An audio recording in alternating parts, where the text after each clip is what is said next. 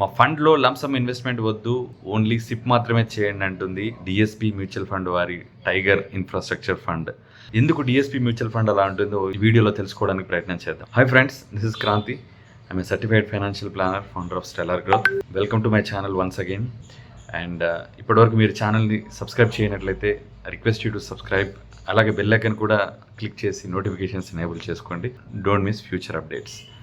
Okay, so coming back to the video, మీరు DSP mutual fund వెబ్సైట్కి వెళ్ళినట్లయితే tiger infrastructure ఫండ్లో లంసమ్ ఇన్వెస్ట్మెంట్ వద్దు, కేవలం ఎస్ఐపి ఇన్వెస్ట్మెంట్ మాత్రమే చేయమంటుంది డిఎస్పి. దీని రీజన్ ఏంటిది అంటే, డిఎస్పి ఇండియా టిఐజిఆర్ ఫండ్ అనేది ఒక థిమాటిక్ ఫండ్. ఈ ఫండ్ థీమ్ వచ్చేసి ఇన్ఫ్రాస్ట్రక్చర్.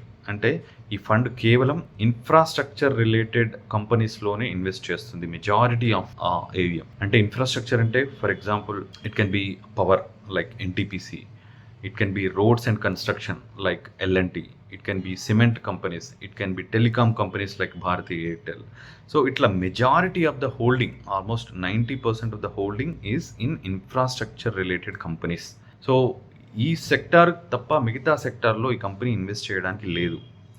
అంటే for example if there are good companies in pharma, చాలా తక్కువ వాల్యుయేషన్స్తో ఉన్నాయి ఫార్మాలో, ఫార్మాస్యూటికల్ కంపెనీస్ అయినా కానీ ఈ ఫండ్ ఆ ఫార్మాస్యూటికల్ కంపెనీలో ఇన్వెస్ట్ చేయడానికి లేదు. ఓన్లీ ఇన్ఫ్రాస్ట్రక్చర్ రిలేటెడ్ థీమ్ ఉన్న కంపెనీస్లోనే ఇన్వెస్ట్ చేయాలి. ఇది థీమాటిక్ ఫండ్ కాబట్టి. లాస్ట్ 1.5 yearలో ఇన్ఫ్రా రిలేటెడ్ కంపెనీ స్టాక్స్ చాలా విపరీతంగా పెరిగిపోయాయి. సో లాస్ట్ 1 year రిటర్న్ కనుక చూసుకున్నట్టయితే ఈ ఫండ్ 80% రిటర్న్ ఇచ్చింది సింగిల్ ఇయర్లో. సో సింగిల్ ఇయర్లో 80% ఈజ్ నాట్ ఎ జోక్.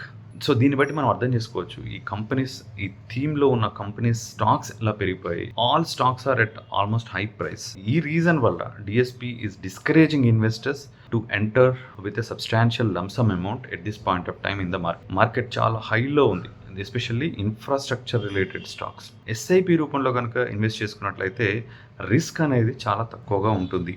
ఎందుకంటే we're not timing the market. Market వాలటైలిటీని ఎస్ఐపి ద్వారా మనం అడ్వాంటేజ్గా తీసుకోవడానికి అవకాశం ఉందన్నమాట.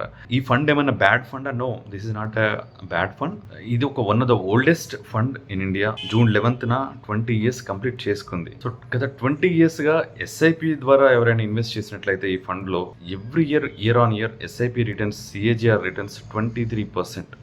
So 23% is not an ordinary return. So ఎవరైనా ఒక 10,000 రూపీస్తో 20 years బ్యాక్ ఈ ఫండ్లో ఎస్ఐపి ద్వారా స్టార్ట్ చేసినట్లయితే ఇవాళ దాని వాల్యూ వచ్చేసి 5 crore. This is not an ordinary fund. At the same time this one of the most volatile and riskiest fund. ఎందుకంటే ఎప్పుడైతే ఈ సెక్టార్కి డిమాండ్ తగ్గిపోతుందో, overall economy demand, infrastructure demand తగ్గిపోతుందో, ఆ పీరియడ్లో ఈ ఫండ్ రిటర్న్స్ అనేవి చాలా తక్కువగా ఉంటాయి. మేబీ నెగిటివ్ రిటర్న్స్ ఉండొచ్చు.